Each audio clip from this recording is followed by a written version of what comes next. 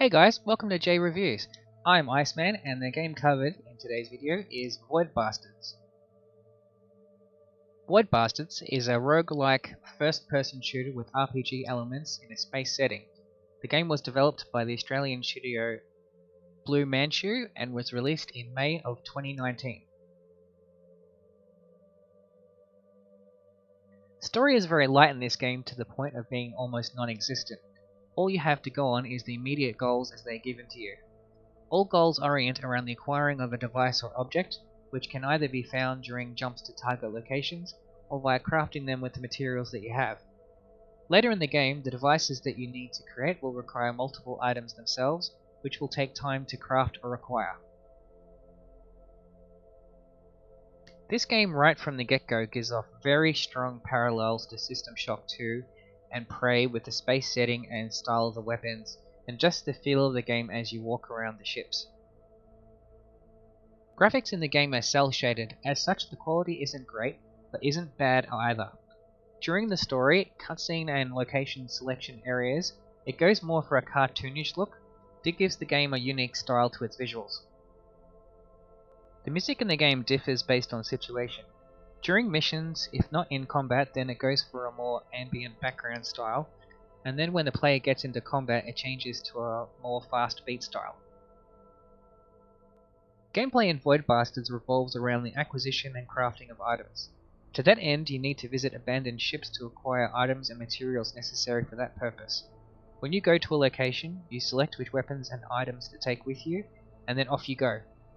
Main objects will vary from location to location, but generally revolve around the getting of a specific item, but you can often ignore that entirely and just go around the ships, looting items and fighting enemies, if you choose to. Time is also another important factor, as you will have a set time limit before your oxygen runs out. You can get upgrades to improve this, but depth will also play a part in how long you will have.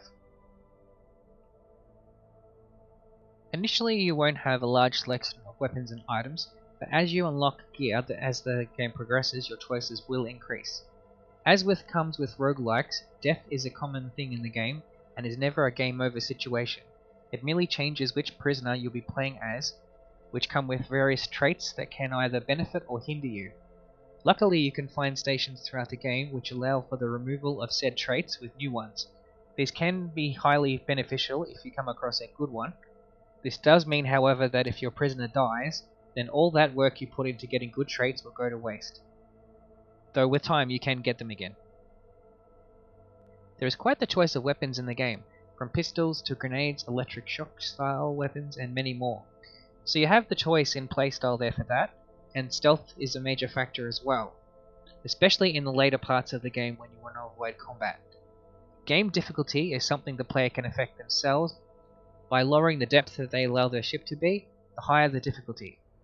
This results in a risk versus reward style thing, where if you go for the harder areas then you are far more likely to get what you need much quicker, but then you also have a far higher chance of dying, which I often ran into. According to Steam, my playthrough of the game went for 40 hours. For my first few days of playing the game I really enjoyed it, but then it just started to get far too repetitive, and the potty humour style stuff said by the enemies got really damn annoying, and I just wanted the game to be over. By the end I was completely hating it and was very much relieved when I beat it. Where bugs are concerned, on my playthrough I did not encounter any bugs that I can recall ever happening during the course of the game, and that's one positive that I would give it.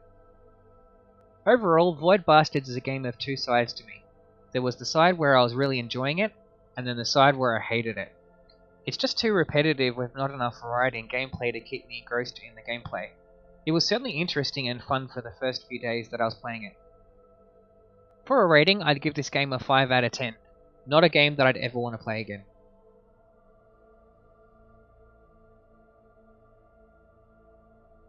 If you've enjoyed this video and would like to see more videos in this series, as there certainly is the other 2 episodes currently, and there'll be more that I do in the future, be sure to hit that subscribe button so that you'll be notified when new videos are made available, and also just check out my channel, as there's several other videos, both in this review series that are already up, as well as my JPlays Let's Play style videos that are also available.